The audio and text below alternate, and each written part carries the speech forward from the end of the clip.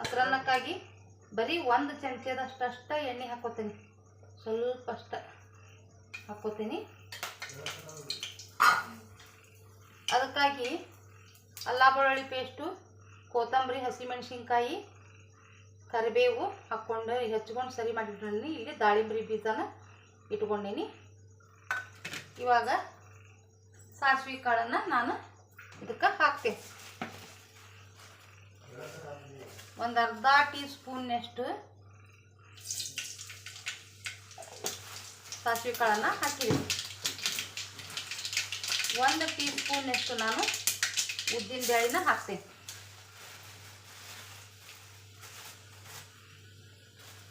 ಉದ್ದಿನ ಬೇಳೆನ ಹಾಕಿದ್ದೀನಿ. ಇವಾಗ ಏನು ಮಾಡ್ತೀನಿ, ಒಂದೇ ಒಂದು ಹಸಿಮೆಣಸಿನ್ಕಾಯಿ ಹೆಚ್ಚಿಟ್ಕೊಂಡೀನಿ, ಅದನ್ನು ಹಾಕ್ತೀನಿ.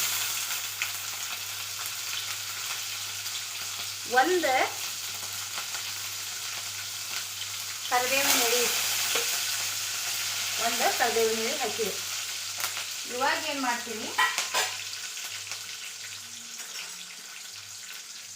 ಇದೆಲ್ಲ ಆತು, ಗ್ಯಾಸ್ ಬಂದ್ ಮಾಡಿದೆ. ಇವಾಗ ನಾನು ರೈಸ್ನ ಇದಕ್ಕೆ ಹಾಕ್ತೇನೆ. ರೈಸ್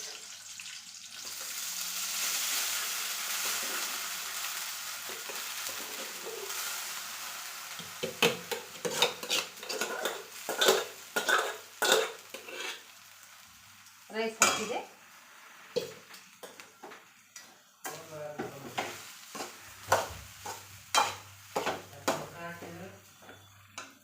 ಇವಾಗ ಅಲ್ಲ ಬೆಳ್ಳುಳ್ಳಿ ಪೇಸ್ಟ್ ಮಾಡಿ ಇಟ್ಕೊಂಡಿದ್ದೆ, ಅದನ್ನ ಹಾಕಿದೆ. ಕರಿಬೇವು ಹಾಕ್ತೀನಿ, ಅಲ್ಲ ಕೊತ್ತಂಬರಿ ಹೆಚ್ಚಿಟ್ಟಿದ್ದು ಹಾಕಿದೆ. ಕರಿಬೇವನ್ನ ಒಗ್ಗರಣೆಗೆ ಹಾಕ್ತೀನಿ. ಹಾಕಿ ಇದನ್ನು ಮೊದಲು ಕಲಿಸ್ಕೊತೀನಿ.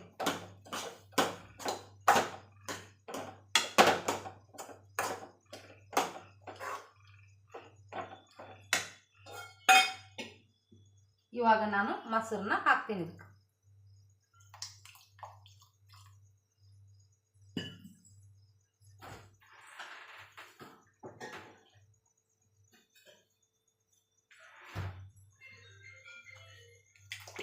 ಮೊಸರನ್ನ ಹಾಕ್ತೇನೆ.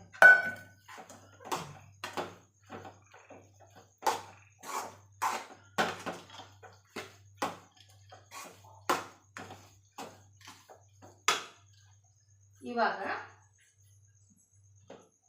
ರುಚಿಗೆ ತಕ್ಕಷ್ಟು ಉಪ್ಪನ್ನು ಹಾಕ್ತೀನಿ.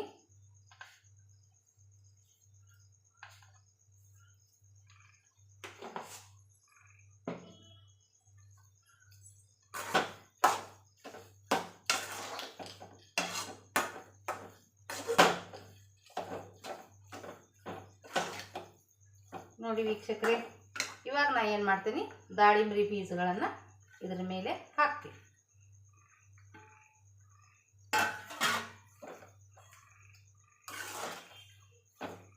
ಇವಾಗ ಮೊಸರನ್ನ ರೆಡಿ ಆಯಿತು.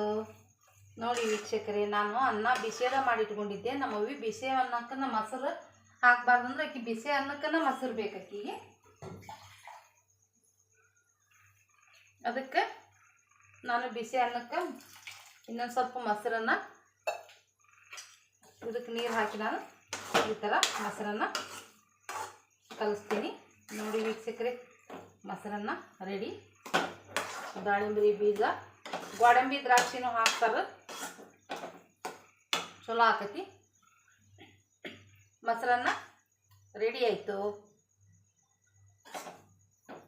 ಅನ್ನ ಮಾಡ್ಕೊಂಡಿದ್ದೆ, ಮೊಸರು ಹಚ್ಚಿಟ್ಕೊಂಡಿದ್ದೆ, ದಾಳಿಂಬರಿ ಬೀಜ, ಅಲ್ಲ ಬೆಳ್ಳುಳ್ಳಿ ಪೇಸ್ಟು, ಕರಿಬೇವು, ಕೊತ್ತಂಬರಿ, ಹಸಿಮೆಣಸಿನ್ಕಾಯಿ, ಉದ್ದಿನ ಬೇಳೆ ಇಷ್ಟನ್ನು ನಾನು ಒಗ್ಗರಣೆ ಒಳಗೆ ಕರಿಬೇವು, ಉದ್ದಿನ ಬೇಳೆ, ಸಾಸಿವೆ ಕಾಳು ಹಾಕಿದ್ದೆ.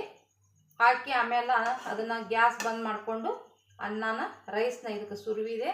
ಆಮೇಲೆ ಅಲ್ಲ ಬೆಳ್ಳುಳ್ಳಿ ಪೇಸ್ಟು, ಕೊತ್ತಂಬರಿಯನ್ನು ಹಾಕಿದೆ. ತದನಂತರ ಮೊಸರು ಹಾಕಿ ಉಪ್ಪು ಹಾಕಿ ಕಲಿಸಿದೆ. ತದನಂತರ ಏನು ಮಾಡಿದೆ, ದಾಳಿಂಬರಿ ಬೀಜನ ಹಾಕಿದೆ.